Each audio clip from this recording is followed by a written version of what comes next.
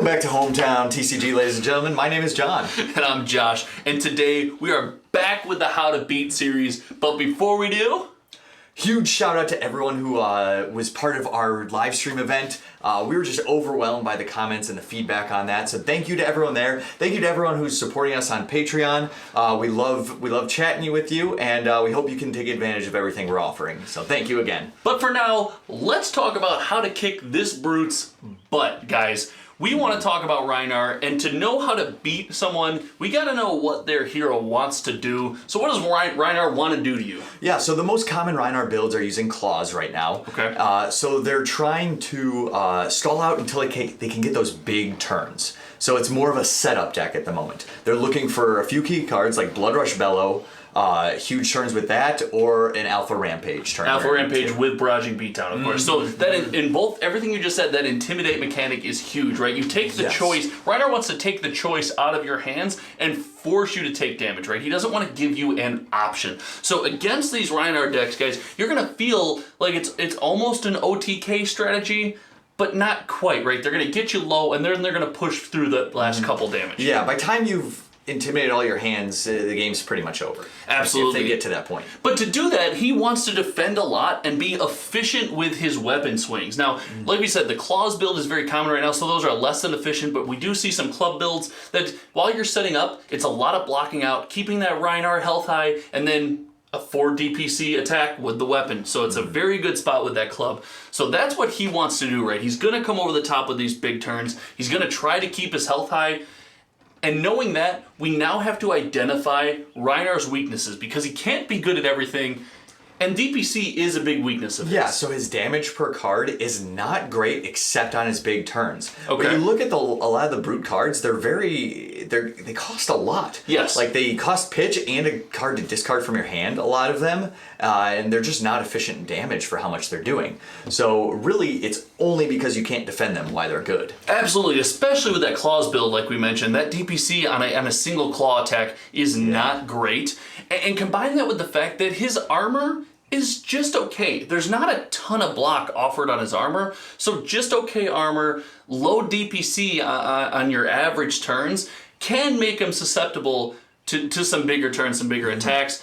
And he's also vulnerable, like any other setup deck, he's vulnerable if you're able to break that setup up. If you can hit a well-timed Command and Conquer and hit something valuable in his arsenal, if you can do a lot of damage and threaten a lot to force him to have to block on hands when he wants to attack you, he is vulnerable in those ways. So knowing that, we have a couple key ways that we can beat this guy. That's right. So we're talking about that arsenal. A lot of times they'll arsenal Bloodrush Bellow for a turn, draw their next hand, and as long as they have a blue in there and 6 damage attacks, they're going for it. They're going for the kill right there. Absolutely. So on that turn, there's a couple things that you can do. Hit effects being a big one, right? With his armor not being great and him needing to keep that whole hand for that big Bloodrush Bellow turn, hit effects, well-timed hit effects, can be crucial. Yeah, so if your opponent maybe blocked out with 3 cards, has a card in hand, and they just arsenal it instead of pitching it, that could be a sign that they got their Bloodrush Bellow right there. You're looking for signs that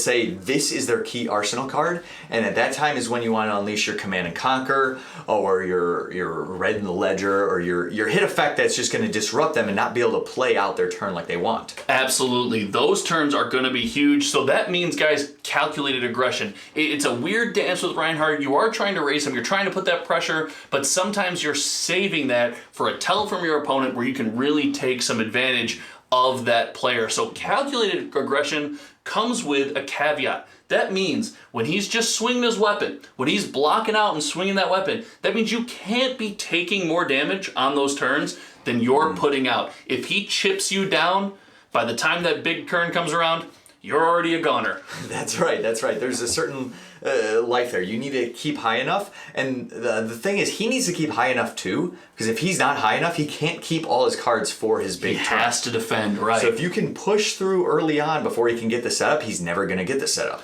And you need to assume that the setup that he's going for will happen eventually. So we want to prepare for that. the next thing you can do to make sure you beat this guy is to arsenal high-value defense reactions or things to help disrupt that combo, right? So you're looking for like your sink below in the arsenal, a zero-cost defense reaction. You can't have one that costs something because they're going to get rid of your... Going to intimidate your entire You're not going to hand. have a blue to pay for it, and it's just going to be worthless there, and you're never going to use it all game. So don't put defense reactions or red unmovables, or don't put any of those in your arsenal. Yes, that can be risky because on a triple intimidate, you might be able to pull it off, but you could get stuck taking all this damage with that in your arsenal. An exception to that being maybe an Arclight Sentinel. When you see him going for that big attack, you can disrupt that turn on priority with Arclight Sentinel, shut that down, guys, so that's a high-value arsenal target. And that's what we're talking about. We say identifying high-value arsenal targets for yourself. That's right. I got one more tip for you. All right, you got one more tip to beat Rhinar, guys. Never get below 3 health. So if you're at 2 life or less, he has Reckless Swing in his deck most likely, which is an auto 2 damage attack, which you can't do anything about. The only way is if you do an instant to gain life. He will block out and Reckless Swing you for the win. If you get down to 2 health, he will just block with all 4 cards every single turn until he draws Reckless Swing. He will cycle through that deck. He will find a card that will kill you. So guys, remember, it's a possibility at 2 health against Rhinar. You're just dead. Yeah, don't do it. So guys, make sure you have calculated aggression. Keep your health high. Save your defense reactions in your armor for those big turns. Don't get below 3 health. Don't get to 2. And you guys can take Rhinar down. The final note being, he wants to big setup. Sometimes he's going to draw at turn 1. And sometimes you just lose. It's going to happen with these big setup decks, guys, that you just shake hands, you go next. But consistently, if you follow these tips, you're going to come out ahead. That's right. So I think this is really good advice. I think you're going to take home some wins against Rhinar. Do you have any closing thoughts? I think so, man. He's a good deck, but you just got to know how to consistently push the damage through, and I think you'll be good against him. Yep, so we've got a lot of Brute and a lot of Rhinar in our meta, so if you're in our local meta, you check out this video, let us know how it works for you. Again, thank you so much for all the support here watching the video, on the Patreon at YouTube, or patreon.com/HometownTCG. You guys rock. We appreciate all you guys. Until next time, my name's Josh. And I'm John. And we'll see you around.